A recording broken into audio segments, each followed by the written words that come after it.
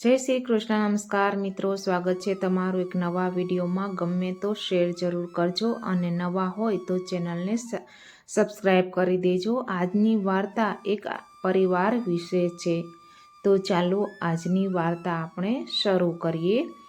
સરસ મજાની વાર્તા છે. મંજુષાના લગ્ન સારા એવા ઘરમાં થયા હતા. સાસુ, સસરા, જેઠ, જેઠાણી અને એક નાનો દેવર તેના પરિવારમાં હતા. અને મંજુષાના સાસરિયામાં બધા માટે અપાર સ્નેહ અને પ્રેમ હતો. અને દરેક વ્યક્તિ એકબીજાને માન આપતા અને યોગ્ય વર્તન પણ કરતા હતા. નાના પરિવારમાં જન્મેલા અને તેના માતા પિતાનું એકમાત્ર સંતાન મંજુષા હંમેશા પરિવારો તરફ આકર્ષાતી હતી. અને તેની ઈચ્છા જાણીને તેના પિતાએ આ પરિવાર સાથે તેના લગ્ન કરાવ્યા હતા, એટલે કે સંબંધ કર્યો હતો. મંજુષા પણ તેના સાસરિયાના ઘરે ખૂબ જ ખુશ હતી. મંજુષા લગ્ન પહેલાં નોકરી કરતી હતી, પરંતુ લગ્ન સમયે મંજુષાએ થોડા દિવસો માટે કામ પરથી બ્રેક લઈ લીધો હતો, અને જેથી તે તેના સાસરિયાના ઘરમાં બધા સાથે થોડો સમય વિતાવી શકે અને દરેકના દિલમાં પોતાનું સ્થાન બનાવી શકે. થોડા મહિનાઓ પછી મંજુષાને ઓફિસમાંથી પાછા જોઈન કરવા માટે ફોન આવવા લાગ્યા. ત્યારે મંજુષાએ તેની ભાભીને કહ્યું કે ભાભી, મને ઓફિસમાંથી પાછા જોઈન કરવા માટે ફોન આવે છે, તો હવે હું શું જવાબ આપું? ઓફિસમાં ભાભીએ કહ્યું, આ તો બહુ સારી વાત છે મંજુષા. કાલે અમે અને ભત્રીજી વાત કરતા હતા કે તારે ઓફિસ જોઈન કરવી જોઈએ અને ઓફિસે જવું જોઈએ. મંજુષાએ કહ્યું, એ તો ઠીક ભાભી, પણ હવે આ ઘરની જવાબદારી પણ મારી છે અને હું બધું તમારા પર એકલા કેવી રીતે છોડીને જઈ શકું?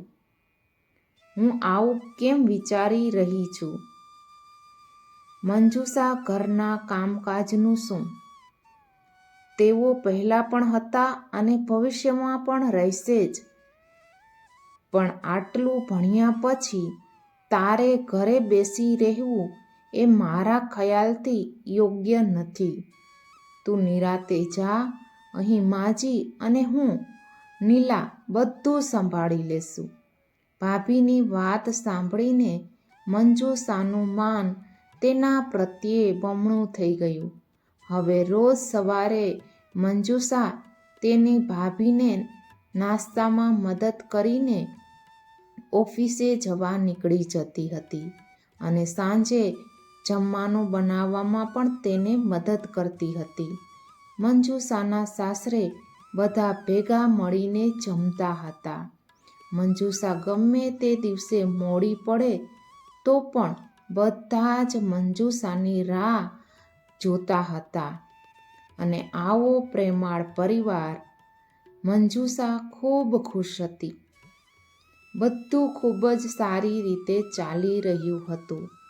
અને આ દરમિયાન મંજુષાના માતાના ઘરે તેના કાકાના પુત્રના લગ્નના સમાચાર આવ્યા. મંજુષાના લગ્ન પછી તેની માતાના ઘરે હવે તે પ્રથમ લગ્ન હતા. તેથી મંજુષા ખૂબ જ ઉત્સાહથી બધી જ તૈયારીઓ કરી રહી હતી.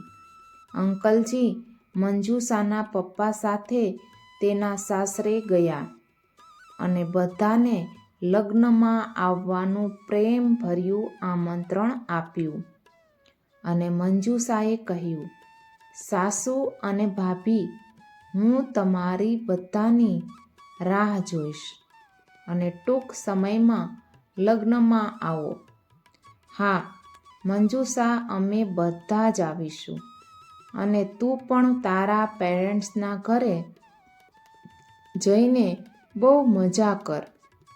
ભાભીની આવી વાત સાંભળીને મંજુષા ખુશ થઈ ગઈ. બીજે જ દિવસે મંજુષાના કાકા આવ્યા અને મંજુષાને લઈ ગયા અને આટલા દિવસો પછી બધા સાથે મળીને મંજુષા ખૂબ જ ખુશ હતી. અને જતી વખતે પણ મેં મારી માતાને ગળે મળીને કહ્યું, કેમ છે માં? તમને જોઈને મને ખૂબ જ આનંદ થયો. અને તું મને કહે મંજુષા, તું ખુશ છે કે નહીં બેટા? માએ દીકરીને પ્રેમથી ગળે લગાડતા પૂછ્યું. હા માં, હું બહુ ખુશ છું. મંજુષા હજી તેની મમ્મી સાથે વાત કરી રહી હતી કે અચાનક મંજુષાના ફઈ આવ્યા અને મંજુષાનો હાથ પકડીને રૂમની અંદર લઈ ગયા. ત્યાં બધા ભાઈઓ, બહેનો, કાકીઓ અને કાકાઓ મંજુષાની આસપાસ બેઠા હતા. અને પછી મંજુષાના ફઈએ મંજુષાના સાસરિયાની અને મંજુષા વિશે વાત કરવા લાગ્યા. મને તમારા સાસરિયાઓની સ્થિતિ વિશે કહો. તમારી સાસુનો સ્વભાવ કેવો છે? અને તમારી વહુ તમારી સાથે સારી રીતે રહે છે કે નહીં? મને તારી ભાભી બહુ ઘમંડી લાગે છે, તો એ ભાભીઓ તારી સાથે કેવી વર્તન કરે છે? મંજુષાએ કહ્યું, હા ફઈ, બધું જ સારું છે અને તે પણ મને ખૂબ જ પ્રેમ કરે છે.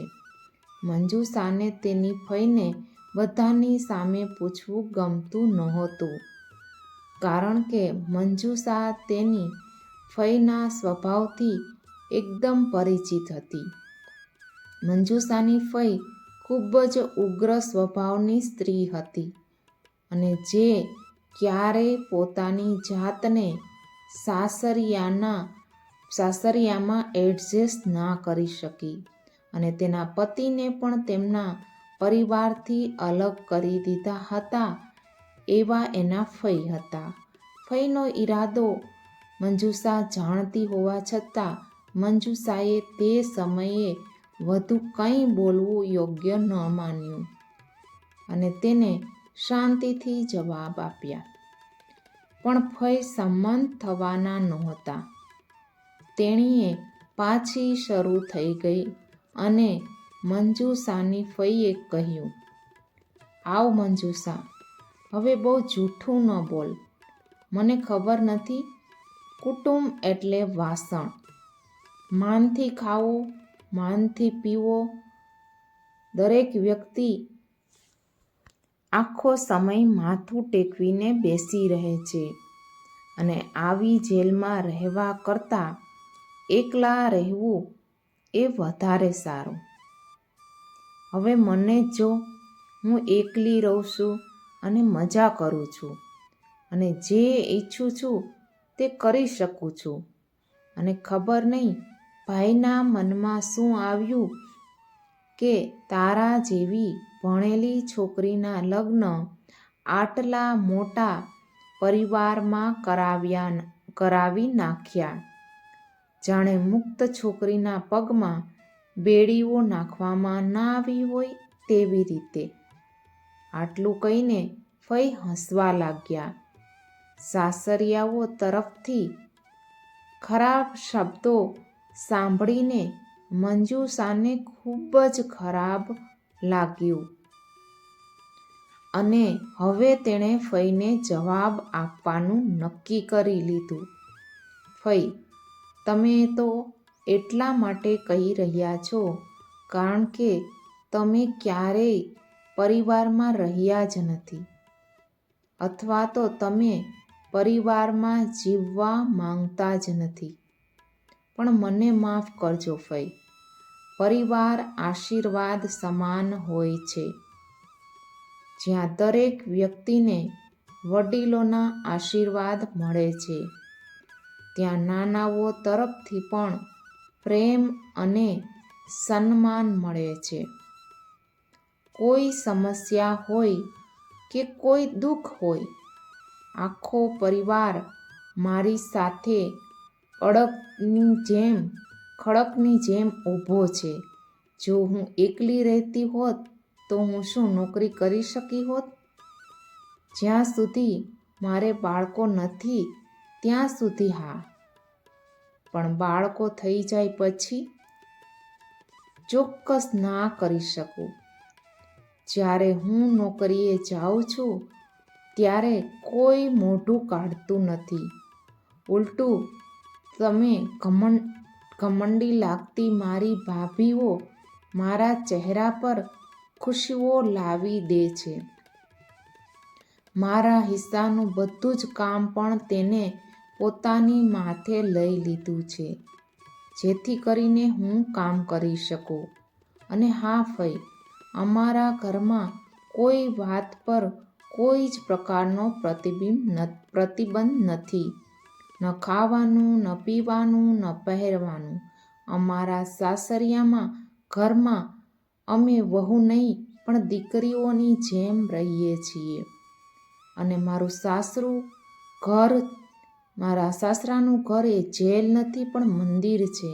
કાશ ભાઈ તમે પણ આ આશીર્વાદ પહેલાં સ્વીકાર્યા હોત તો તમે સમજી ગયા હોત કે કુટુંબ ક્યારેય અભિશાપ નથી હોતું, પરંતુ સંબંધોનો આધાર છે.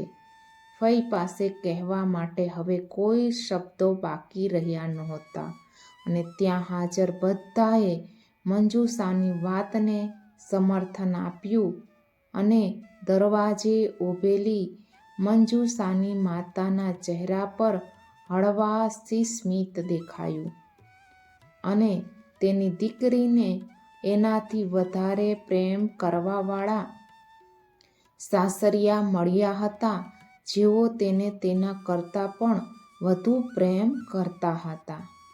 વાર્તાનો અહીંયા સાર એ જ છે કે કુટુંબમાં વ્યક્તિને ભલે બહુ સ્વતંત્રતા ન મળે, પરંતુ વ્યક્તિને ઘણી શક્તિ મળે છે. આખો પરિવાર દરેક મુશ્કેલીમાં સાથે રહે છે.